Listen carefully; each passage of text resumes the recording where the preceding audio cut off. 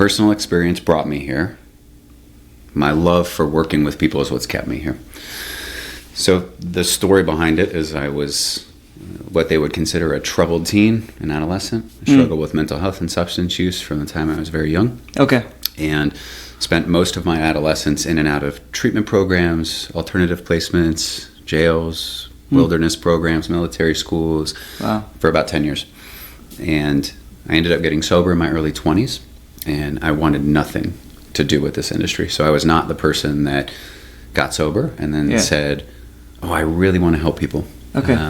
Interesting. I actually looked at the industry and thought they didn't do anything for me.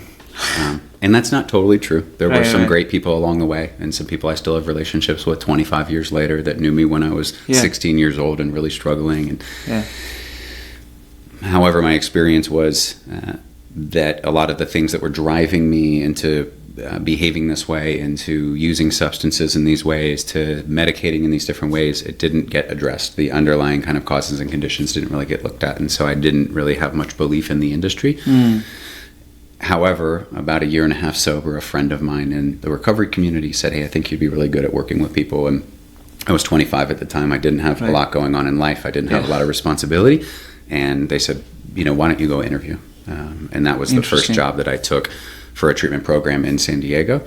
And then very quickly learned that I was really falling in love with the idea of being able to connect with people in a heart-centered way, that I understood the pain and the suffering of what it was like to struggle with mental health and substance use. And so really from there it was just that ability to sit across from another person and be able to really connect with them in a way where they understood that I understood how they felt, and that I was with them on the journey. And so that's a bit of what brought me in to the field. That's a really good story. So you were not really planning on it. It just so happened that someone talked to you about the opportunity.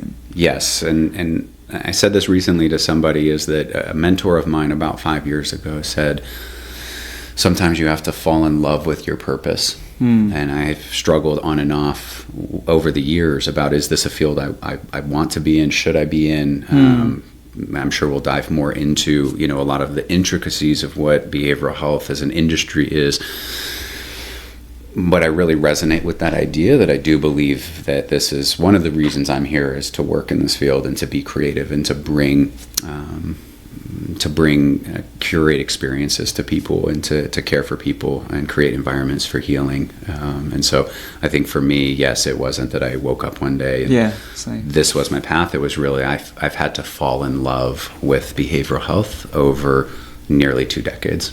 Okay. Talking about falling in love and like the relationship, how has the relationship been with the space? Like, what's kept you in here for, like, what you said, 20 years? Well, it's been almost 17 years. Okay. And so a lot of people that knew me in the first 10 years of my career, I was very ego-driven. I would say things like, I came in the industry with a chip on each shoulder, and based on my experience of being an adolescent in care. And so much of what I did in terms of working in the field, building in the field, creating, was really, it was very ego-driven. And very much from a place of insecurity as well. There was a lot of work I still had to do as So did you believe that? Was that? No, I didn't know that at the time. Okay. No. I mean, I did not know that at the time. Again, a lot of those, now we're diving like into the, like, let's call it the therapy side of things, but I had so much growth that had to happen as a sober man. And so a lot of those behaviors and ways that I showed up in the world were, they were defenses. And so it was a lot of like, I know better than, right? And so there was a separation from the industry. And so in that, what I would do is I would take a lot of the weight of the problems of the industry on my shoulders, and I would kind of say, like, it's my and our responsibility to kind of solve this. So you're fighting problems like big pharma, you're fighting insurance companies, unethical and immoral treatment providers, right? Like, there's a myriad of issues that the industry holds. But those are the things that would keep me up at night. They would create a lot of anxiety, and that's how I would show up. It's like, we have to do something about this. And so I crashed and burned after 10 years of that. And was this because in the beginning when you talked about like the story, you kind of mentioned that even though you got sober, the industry didn't serve you as much as you would have wanted it to. So was that belief still something that you carried like through your time in the industry? And that's absolutely, yeah. And so I would be really front and center if I didn't think you were running a good program, if I thought there was deficiencies, if I thought things should be done differently. Like I was very vocal about these things, and so a lot of people liked that, and then that also does create things like enemies or people that don't like you, and that's okay at this point, right? I turned 40 this year. I'm far more comfortable with the idea that I'm going to be for some people. I'm not going to be for some people. However, I think that the growth that's really happened over the last like 5 years, I would say, has been much more from the position of how do we come together? So how do we work together? How do we collaborate? How do we create solutions together? Versus Chris knows best. Versus like how do we ask better questions? How do we connect with better people? People that are continuing to think forward, and then how do we come together? Got it. I mean, I don't know if I'm getting this right, but like there is something to be said about if some people, I don't know if it's hate is the right word, or like are in the way of what you're trying to do, you're probably doing something right. So yeah, I mean there's a lot to unpack there, which is that I know that I came into this world questioning the world. At a very early stage. Yes. I mean, I think back as far as first grade. I think it was my earliest memory of thinking and knowing that school wasn't for me. And then, right, you got a long time between first grade and graduating high school where there's a box and you have to fit in that. And so I was always just somebody that was questioning what was going on in the world. Why are we doing this? Why do I need to do this? And the world is not set up very much for people that asking ask questions or like questioning the challenge the norm. Right. Like this is how we've done it. This is your expectations. You get up, you do this. Here's what your life's supposed to look like. And so I never fit into that box. And so I agree that when you are taking a forward-thinking approach to things, especially that may ruffle the way that things are done, people are going to have a response in one way. They're either going to really connect with it and be like, ooh, like this is something I want to get behind and be a part of. Or, hey, maybe that's not somebody that we're very interested in having a relationship with, which either of those which is fine. Completely okay. Yeah. You got to like pick and choose. Exactly. And you find your crew, and you find and what I would say is different today versus years ago is I would say, well, that I don't care about them. Now what I would say is I still want to be at those tables. I still want to be at tables with people that are continuing to ask questions and to challenge even the way that I'm thinking about something. Even if they don't agree with me, even if they don't agree with forward progress or innovation or whatever it may be, I still want to be at those tables because I still think that there is a lot of value in being able to hear differing opinions on things. Do you think it's a problem of messaging or just the core beliefs of how things should be run when it comes to conversations like these? There's a lot to this, which, it's June 2025. I think one of the biggest challenges we face as a society is our inability to have differing beliefs, but still stay in the conversation with somebody, whatever it may be. 100%. Polarization is through the roof. Yeah, and we're so divided. And again, I'll just speak to the United States, but we are so divided in the United States in our ability to sit and have differing beliefs and to remain stable and grounded in that conversation is just something that is becoming less and less frequent. When it comes to the industry, I think that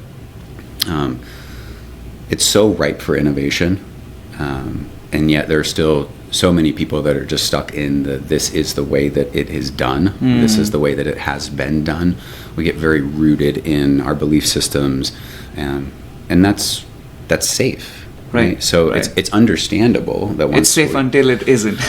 Correct. At some point, that's going to probably not work too well for you, but there's safety in this is what I believe in, here's my belief system, and when I'm challenged in that, right, like I have to get to a place where I'm okay with conflict, or I'm okay with having my belief or the way I see the world or a particular challenge or problem, challenge, right, conflict. So how can I remain in conflict? And so I think that is really what breeds innovation, is that ability to sit with people that think differently than you, and to be able to challenge the way that one or a group of people or two people sitting together can continue to challenge and grow, because there's going to be things like respect and shared values and some different things like that. So the dividedness is a continued challenge, not only in the industry but really at a macro level. Sort of like talking about innovation, sort of fast forwarding to today, like you just started Ava Health.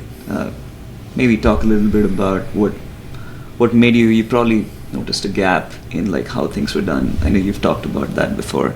So what got you into it? Like, tell us a bit about the program, maybe. Ava Health coming to the western slope of Colorado, August 1st.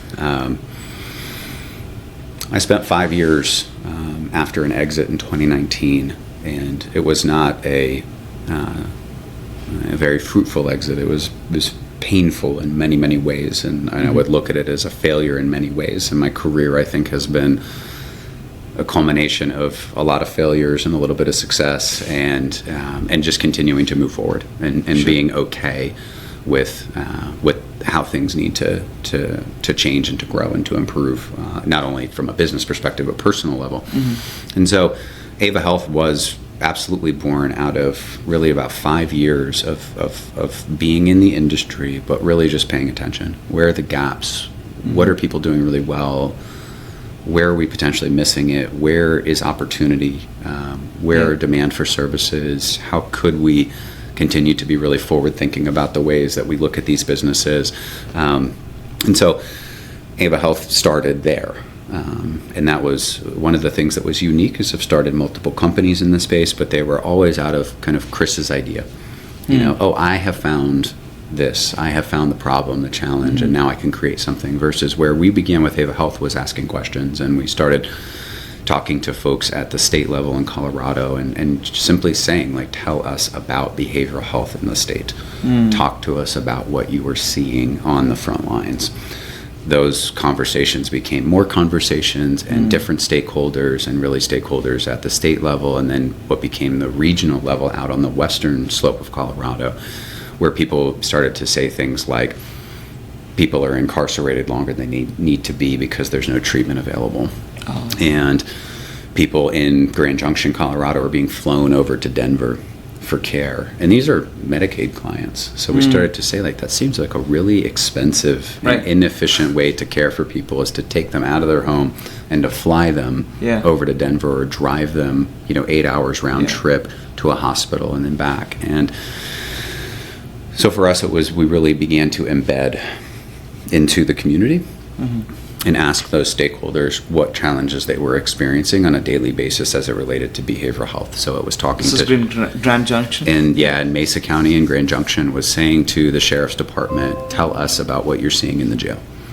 Talking to local providers, talking to the Department of Behavioral Health and Public Health, and just all different stakeholders to really get a sense of what were the biggest challenges that existed, and then saying, I think we can create a solution that would meet those needs. And so that was really the formation of Ava Health, was taking all of the information that the key stakeholders were giving us on the front lines, and then building what will be a full continuum of care for behavioral health, mental health, substance use, co-occurring, from subacute stabilization all the way through mental health transitional housing. And so then just starting to think really creatively about how can we replicate what we know about out-of-network and private pay treatment, where you have so much flexibility and so much ability to be creative and to provide really quality care and hire wonderful people and build great cultures and have good outcomes. But how could we do that and create access?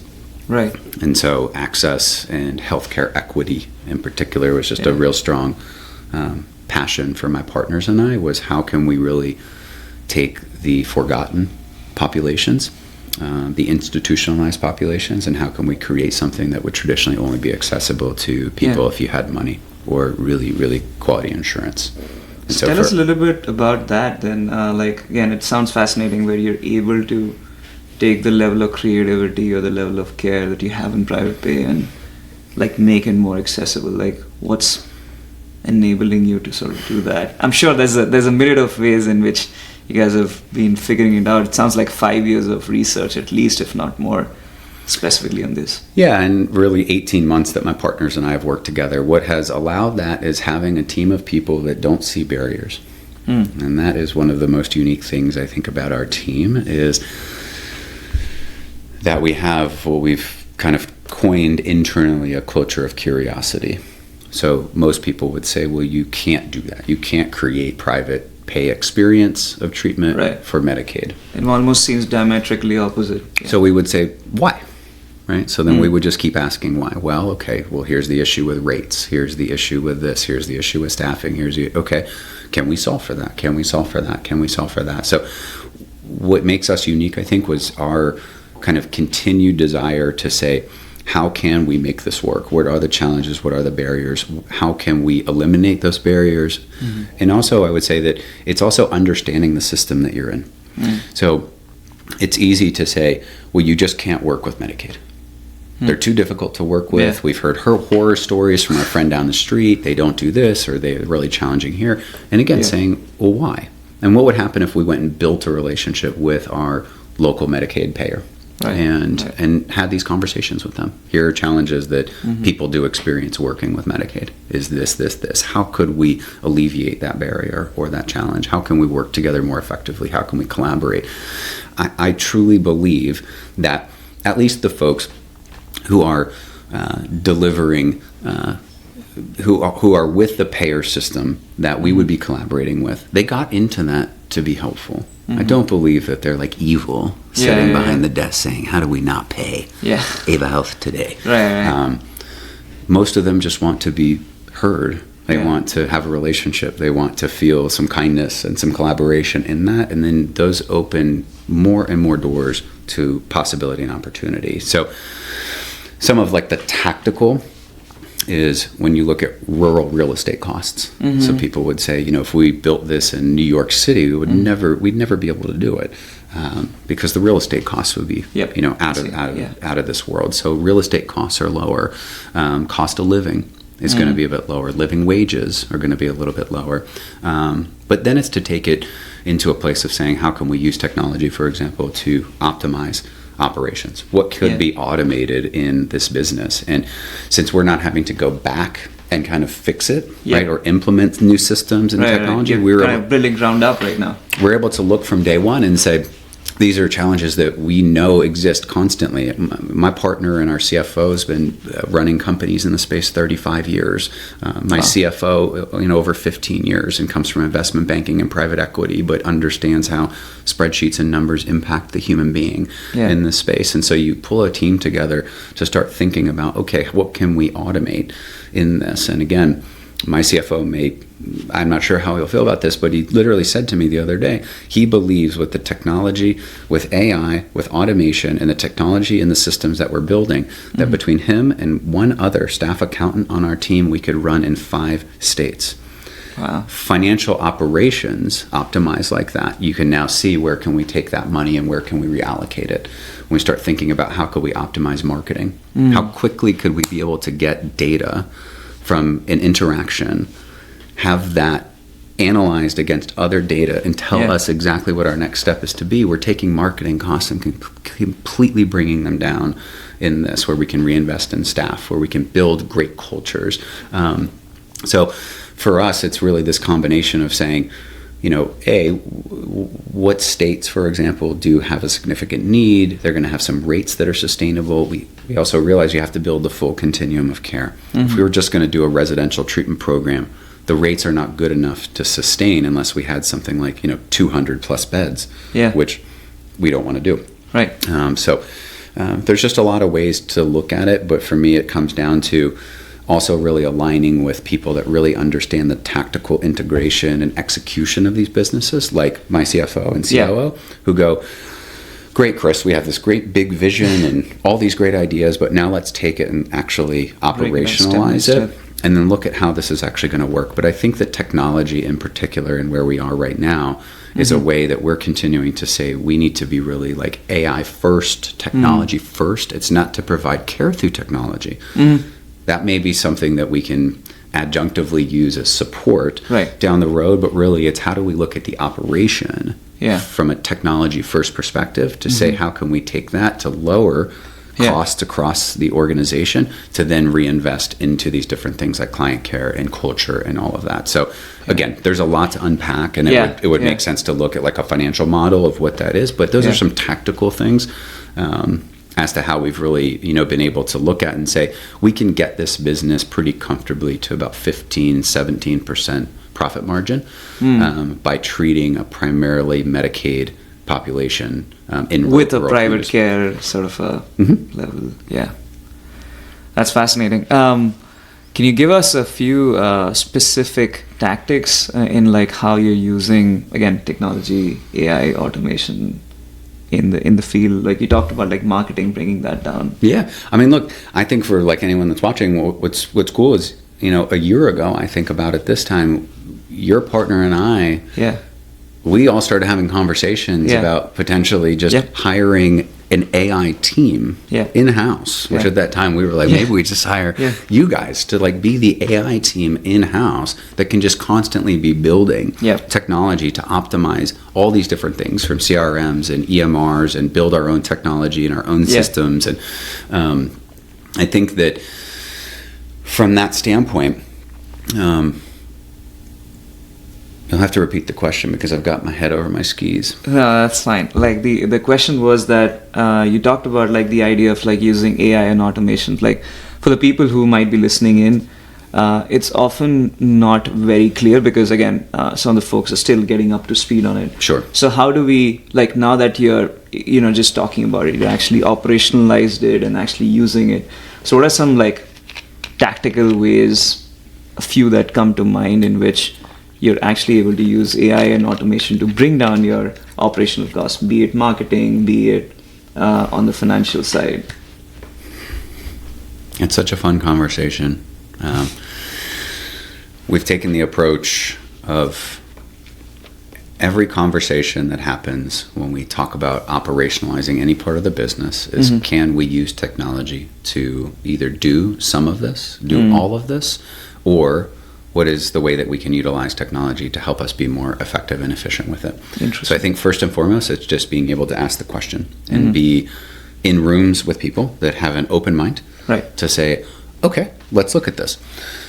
So, I mean, you can think about compliance is like a really easy one, right? Chart audits, which is like the nightmare of many clinical directors and clinical teams.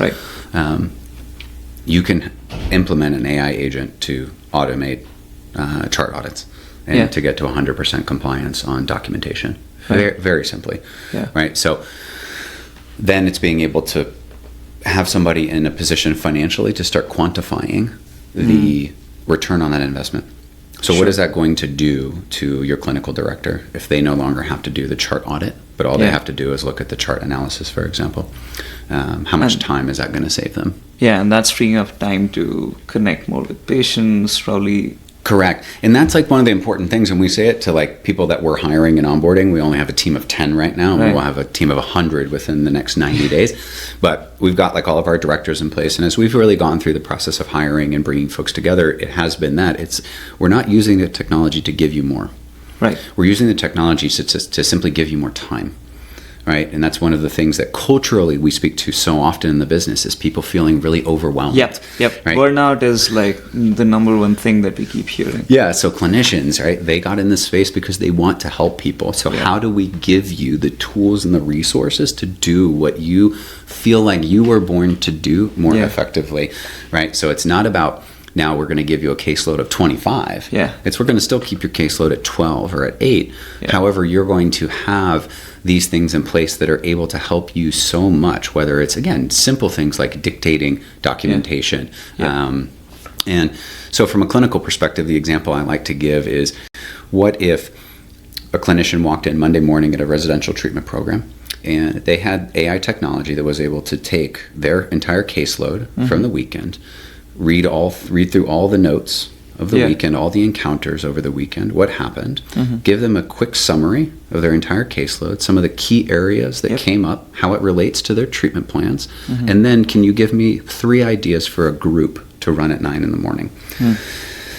That saved the clinician an hour of time easy, but also is using very tactical, right, data-driven insights to say, this is what my group should be on. Not just, we're going to go in and do a process group, but we're going to have a very specific process group based on trust, because trust was the thing that was identified as a key concept that was coming up in every encounter with my caseload this week. So now I'm able to go in and provide more targeted, clearer care based on their treatment plans, as well as what their goals are, right? So, you know, from a compliance perspective, from a clinical perspective, marketing is a fascinating one. And, you know, we could talk forever about this, but how quickly can technology start to tell me how effective my team is at driving referrals from a conference we attended, right? So we're at a conference right now. How quickly can the information come from this conference within a few months to show how many phone calls came from that, how many admissions came from that, how long were those people in treatment? Were they good admissions? Were they good interactions, good quality calls? And so it's one of my big problems with the industry is that we don't really use data because traditionally it's taken so much time to... Got it. It was not as accessible. Well, you get it into the system, then you have to run a report, then the report has to tell you something, then you have to analyze the report, then you have to talk to people about the report, all of these things, instead of using the technology to simply tell me that was a really effective interaction that you had with Pranoy. We did this podcast, and then this is what happened. Right? So, now let's help my team figure out maybe getting on a podcast is like a really good move versus all those coffees you had. They really didn't do much. Right? So again, relational marketing is a long game, right? It's taken many years to build the relationships that I have and to build the collaborations. But I think that the opportunity to take the technology that we have, many people are just scared. They probably should be, right? Because leaders are going to have to step up and say, look, if I'm spending 20% of my OPEX budget on marketing, I need to be able to justify that. How am I justifying that? And if we're not using tools, and this is totally a plug, but if we're not using tools like AI forward and first CRM systems where I need to put the data in so then I can be told how we're doing and how we're working. If my admissions team cannot say this is how long it takes from the first call to an admission, there's a problem. It's the most basic data that we should have. Now, I also want to caveat this and say I operated many years without this stuff. So these realizations or insights come from many years of failing at this. So this is not like I've just been doing this for the last 15 years. This is recognizing back to the idea of gaps and what's working and what's not working is saying, if we can't say this is how quick from a first call to an admission, that's a problem. We have to solve that. So what can we use, right, to help us see that data and see it in real time and then be able to act on it, right? And so those are just some of the tactical ways of starting to look at how can we automate and how can we use technology to really support our team and just being more effective and ultimately making more money, serving more people, having better outcomes, right? At the end of the day, everyone wins. That's it, right? So it's people starting to see that we can really bridge mission and margin into one and the same. There is nothing wrong with making money in the space as long as what we can do is we can back up that with data and outcomes. 100%. Talking about the future a little bit, this is 2025, like you said, I'm sure a lot has changed in the past 17 years that you've been in the industry. But are there things that you're excited about? We talked about the AI, the technology piece, but overall, when you think about the space, what are a few things that come to mind that this is really where it's going and I better be prepared for it? I mean, technology number one, right? And it's easy for me to sit here and say this, but it's we have so much technology right now, and technology is advancing so quickly that it's really hard to stay on top of the latest advancements. Yep. I mean, no matter how deep I am into AI and tech, I'm constantly amazed at the next thing that's launched, and how can we use this? Can we not use it? So technology excites me a lot. Not as much in direct client care. I think there's a lot of hype around like AI. It's called AI therapy. I don't think it's AI therapy, but kind of, let's call it AI peer support and things like this. They could have a place, and they probably will have a place over time. But I think the opportunity to optimize operations it's ripe. Like the whole industry is just ripe for innovation and how we run the companies that serve people. So I think in the technology conversation, that's really the foundation, is how do we partner with, how do we open our eyes and to continue dialogue around how technology can actually assist us, and also how can we then get over this hump of how do we implement technology, because I think that's one of the biggest barriers folks have, is what you have sounds beautiful, but how do we integrate that? How is that going to be operationalized? My clinicians struggle to get the group notes done every week, but now you want them to do something else. And so that again takes some operational wherewithal. I'm most excited too that I think we're really primed to have really sophisticated operators enter the space. I think it's one area that I've seen in recent years is really lacking. We have wonderful visionaries, we have good finance people, we have great clinicians, great medical teams, but I think one of the big gaps is the true operator. How do we take these systems, these tools, these processes, these resources, the data we have, all of that, and actually make tactical decisions in integration and execution? I think when you start to look at some of these things and bring them together, we have better outcomes. We have to. This industry cannot continue to survive on 5 or 10% of people actually getting well. And I'm not going to sit here and start to have some God complex that I think we can get to a place where 90% of people get well and things like that. I mean, maybe somewhere down the road in the future, but I think we have to say, we have to have data. We have to be able to speak to our data. We need transparency. We need to be accountable. And when someone calls us and asks questions, we need to have answers to those questions. They're very reasonable questions that families might have around success and what am I going to get in this treatment program, and what is that going to look like? And so I think what excites me the most is that, but it's also really starting to work with communities. I think that for far too long, what we have done is we have looked at and said, there are so many problems and so many challenges, and we're struggling with fentanyl, and we're struggling with suicide, and we're doing this, but like actually sitting down with communities and having conversations, going to, again, police departments or religious organizations and saying, like, who do people come to in this community and talk to? And then asking if you can sit with that person and say, tell me what this community is truly experiencing right now. Do we need another 6-bed detox in LA that's private pay? Right. The answer is no, we don't. However, I think that people are going to really start to see that in rural communities and in underserved communities, there is so much need. That we don't need to be running around spending $1 million a year on PPC if what we can do is open up in an area where there's no care. And we can serve those communities, and we can be really creative around it. I think that it excites me to see people starting to think this way. And we're starting to see far more people, I would say, starting to think about innovative solutions.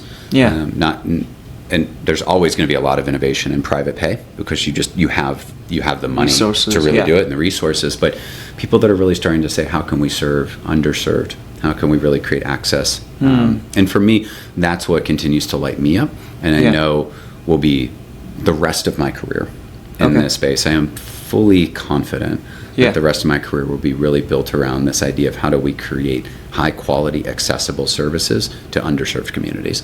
That's what continues to excite me. And I think that there's a lot of people starting to think about that. Yeah. And there's a lot of the industry starting to move forward with thinking about technology, thinking about operations, thinking about some of these things that I'm not sure we've really done a really deep dive on over the last decade or so. That's fascinating because I think and I imagine that's also where you see a lot more of the need growing, where like these underserved communities where they don't have the access, and that's where you need to fill that gap. In our conversation, you almost I would say talked about your playbook a bit. Do you, I think you've posted openly about you want to build in public. Is that something that you care deeply about, in the sense that you don't want to do it all, but you want people to be able to learn from what you're doing? Yeah, it was a unique thing because building in public is not super unique. I think it's a thing that's happening in a lot of industries right now. I think for us, it was, we thought from what are some of the really key values that we have, and what are some of the things that are really important to us, and transparency and accountability were really two of those that we just don't see a lot kind of industry wide, right? There's a lot of people that say, oh no, it's it's a secret what we do, or we don't talk about that, or we don't have access to that, and even within organizations, people would say I don't have access to the numbers, I don't have access to this department, I don't have a relationship with even silos within a correct. So within an agency, there's significant silos that existed, and so for us, I think what we said was, if transparency and accountability are really kind of fundamental to who we are, then we have to do this just really out in public. And so we get to share all of the good and a lot more of what's not working. Which is probably more important, in some sense. I mean, I've learned far more from the things I've not done well over the years than what I have done well. And so Build in Public is something we're very committed to today, as well as continuing to move forward, which is really publishing out in front everything that we're doing. And so once we close on our office space this coming week, we'll build a podcast studio, and at that point I'll really be able to get our CFO in every week, and he'll be able to get up and screen share our financial modeling, and he'll be able to talk about the changes that he's made this week based on federal Medicaid cuts that may come down at this point, and how he's looking at that, and how he is planning strategically around potential Medicaid cuts, and then what he's going to need to do on the finance side, and then how that's going to play out operationally. And I'll get our our COO in there, and really, so for us, it was saying, so many people come into the industry, and there's not a lot of mentorship. There's not a lot of people that are, taking folks under their wings and guiding them, and kind of partnering with them and bringing them up. And so for us, it was saying, let's not only be front and center for our clients and our families, and being able to show our data and outcomes and what's working and what's not, and own and be really accountable, but also is how do we really support the industry and continuing to move forward. And so, David can get on and talk about what it's been like to build out automations and AI with our underlying ERP software, and maybe what that can do is actually save somebody a whole lot of time and money. 100%. Because he's done the research. He's Yeah. gone down the road. He's made the mistakes. He's wasted the time. Now he's able to share that, which hopefully then saves somebody money, time, and they can help make a decision on, is Sage better than NetSuite for their accounting and ERP systems? And so Building in Public for us is this opportunity to really just say, we're human beings. We're going to make mistakes. We're going to continue to ask questions to break down barriers, and we really just want to be able to share all of that with the communities that we're working in, the families, the clients, our staff, all of that. And so this is a fundamental belief within the organization as well, is being incredibly transparent as leaders, and being able to share, here's how I messed up this week as the CEO, and here's the work I had to do around that. And continuing to breed really a culture of psychological safety, not only internally, but then communities start to experience us as a really safe place to come to with their problems. Yeah, I love that. It's almost the idea of accessibility that you started off with on the client or the patient side is also coming in on the business side, where you have other people who can access what you're doing. So it's fantastic. One last question. If you were to have a magic wand and you could wave it for the space, what would you like to see?